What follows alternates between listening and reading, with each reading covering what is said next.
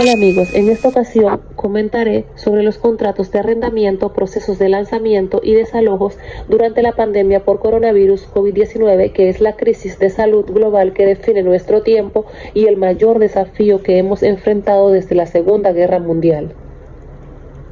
Pero el COVID-19 es mucho más que una crisis de salud. Al poner a prueba a cada uno de los países que toca, la enfermedad tuvo el potencial de crear crisis sociales, económicas y políticas devastadoras que han dejado profundas cicatrices. La Organización Internacional del Trabajo estimó que se perdieron alrededor de 25 millones de empleos.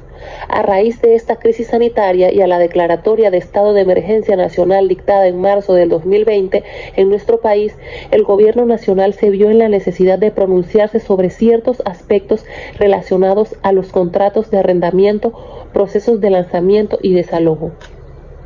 Esta crisis ha conllevado la pérdida de empleos, el cierre de establecimientos comerciales y la suspensión de los efectos de los contratos de trabajo, y como consecuencia de ello, para muchos panameños ha sobrevenido la imposibilidad de hacer frente a múltiples obligaciones, entre ellas el pago puntual de los cánones de arrendamiento de sus viviendas familiares. El órgano ejecutivo, mediante el decreto ejecutivo número 145 del 1 de mayo de 2020, se pronunció al respecto de los cánones de arrendamiento dejados de pagar y estableció directrices referente a los procesos de lanzamiento y desalojo de bienes inmuebles destinados para uso habitacional, establecimientos comerciales, uso profesional, actividades industriales y docentes. El referido decreto faculta al Ministerio de Vivienda y Ordenamiento Territorial para conocer lo referente a todos los contratos de arrendamiento, indistintamente del monto del canon de arrendamiento, así como también para dirimir las quejas que surjan de la relación entre los arrendadores y arrendatarios, y finalmente lo faculta para la aplicación de las sanciones que sean necesarias para los arrendadores y arrendatarios que transgredan los lineamientos formalmente establecidos. ¿Cuál es el objetivo principal del decreto ejecutivo número 145? Suspender todos los procesos de lanzamientos y desalojos mientras dure el estado de emergencia nacional. Este decreto no fomenta el no pago. ¿Qué significa congelar los cánones de arrendamiento?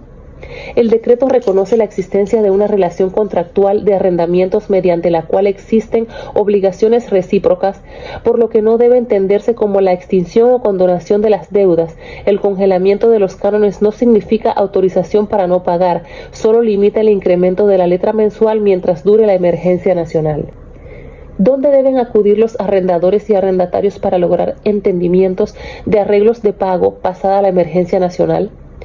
El artículo 7 del decreto ejecutivo indica la posibilidad que al Ministerio de Vivienda y Ordenamiento Territorial concurran tanto el arrendador como el arrendatario para que, mediante la utilización de la figura del mutuo acuerdo, logren un entendimiento sobre los cánones de arrendamiento dejados de pagar durante el término del estado de emergencia nacional. ¿Qué debes hacer si cuentas con la capacidad económica para pagar? Los artículos 4, 6 y 9 del decreto ejecutivo 145 se infiere que el arrendatario debe seguir sufragando el canon siempre y cuando tenga la capacidad económica de realizarlo, o de lo contrario llegar a un mutuo acuerdo sobre el pago acumulado. ¿Qué se debe hacer si no se llega a un acuerdo? Finalizado el estado de emergencia nacional decretado por el órgano ejecutivo, sin que el arrendador y arrendatario hayan alcanzado un acuerdo para el pago de la morosidad, el arrendador podrá recurrir a las instancias jurisdiccionales pertinentes a fin de hacer valer sus derechos. ¿Cuál es el tiempo de vigencia del decreto 145? Según el artículo 1 y 2, para su aplicación, el decreto tiene un tiempo de transitoriedad, es decir, mientras dure el estado de emergencia nacional. Sin embargo, para el artículo 5, su eficacia sería hasta 2 meses después que dure el estado de emergencia nacional, y para lo establecido en el párrafo segundo del artículo 7, el vigor de los acuerdos tendrá una duración de hasta 2 años a partir del registro. Es claro que el decreto es temporal. ¿Qué documento deben firmar las partes para que el acuerdo sea eficaz?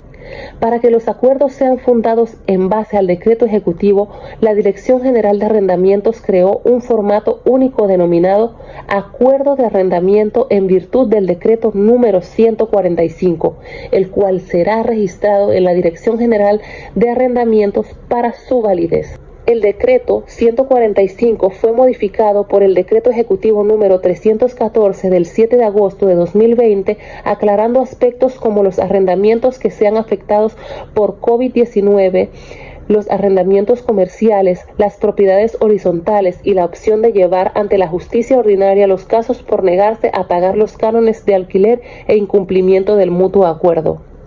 El vigente decreto ejecutivo número 411 del 31 de diciembre de 2020, promulgado el 8 de enero de 2020, modifica 4 artículos del 145 y 314 que rigen el tema. Excluye de la protección de suspensión de procesos de lanzamiento y desalojo de bienes inmuebles destinados para uso habitacional, establecimientos comerciales, uso profesional, actividades industriales y docentes, sin distinción del canon si existiera un incumplimiento de las obligaciones contractuales o un proceso legal en trámite por lanzamiento, por mora o intruso antes de la declaratoria de emergencia sanitaria.